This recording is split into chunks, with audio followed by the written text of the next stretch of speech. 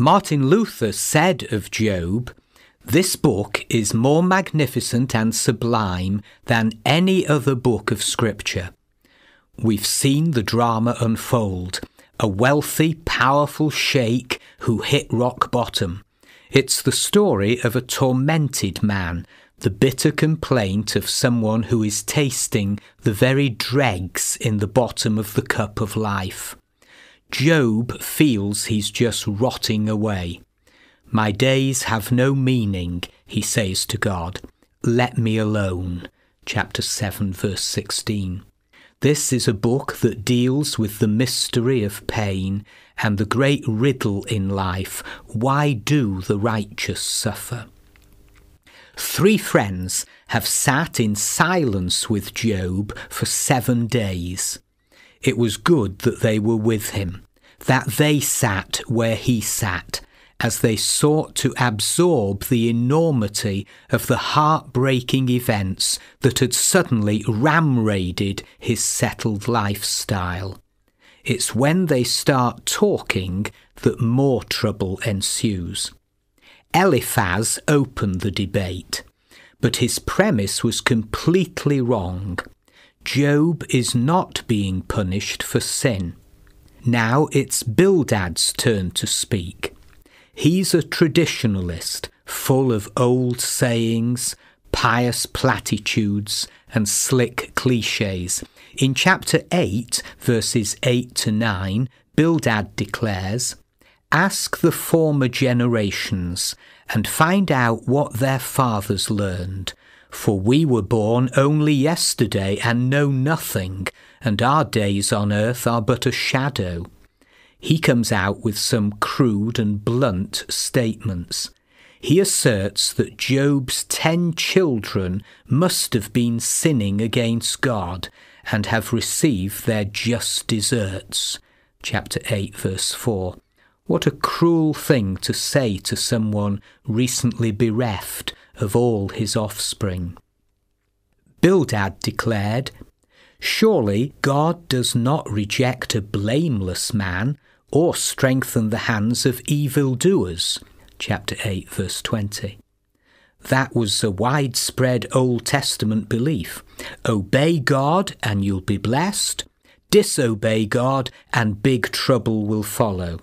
However, that explanation doesn't fit Job's situation. All too frequently, it seems, the innocent suffer and the evildoers prosper. It's very clear that Bildad is a rather heartless comforter.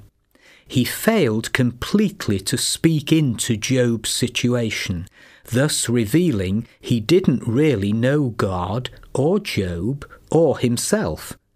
Suffering is a mystery, and there are no pat answers to the frequently asked questions of the human condition. There are no one click of the mouse answers. Because Job's comforters are so insensitive to his tragic situation, they tend to wind him up and bring out the worst in him. Job is baffled. Where is God in all this? I know his wisdom is profound, his power is vast. He alone stretches out the heavens and treads on the waves of the sea.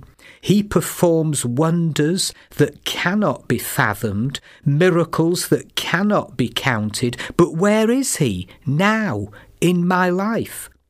Here's the bewilderment of a man who's lost God. He can't think straight after all he's been through. So he says in chapter 9, verse 11, "When he passes me, I cannot see him. When he goes by, I cannot perceive him." Not knowing that his faith is on trial and that God has permitted Satan to steal from Job, the patriarch believes that all this turmoil is God's doing, and it is manifestly unfair. In chapter 9, verse 21, Job says, "Although I am blameless, I have no concern for myself. I despise my own life. It is all the same. That is why I say he destroys both the blameless and the wicked. Verse 22. In frustration he cries, if it is not he, then who is it? Verse 24. Job would really like to have a one-on-one with God to find out what's going on. If only there were someone to arbitrate between us, to lay his hand upon us both, someone to remove God's rod from me, so that his terror would frighten me no more. Verses 33 and 34. Job's heartfelt cry is for a mediator, someone who, as a man, knew what it felt like to be despised and rejected and acquainted with grief, someone who could speak to God for him.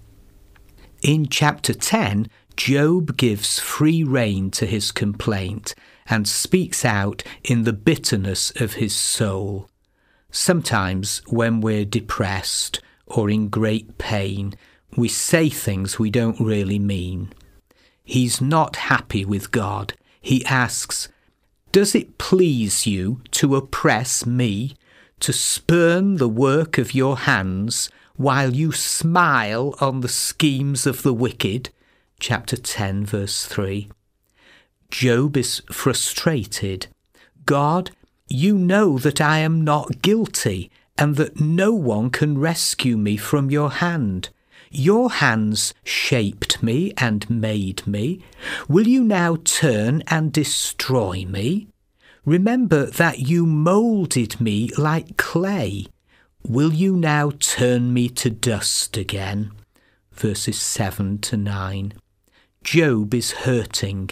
He feels drowned in his affliction, as if God is stalking him like a lion. Verse 17 says, your forces come against me, wave upon wave. In deep distress, he wishes he had never been born, or, if still born, he'd been carried from the womb to the tomb. He wishes he'd been locked away in the darkness of death. Job cries out to God in impatience. He was not a patient man. Patience and humility are spiritual fruit produced in our lives through trying experiences.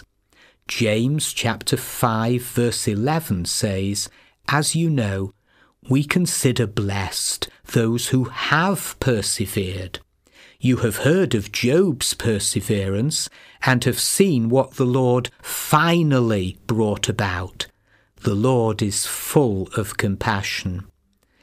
When we're in the thick of it and feel we can't take any more, remember, the Lord is full of compassion and mercy, even when it doesn't look like it.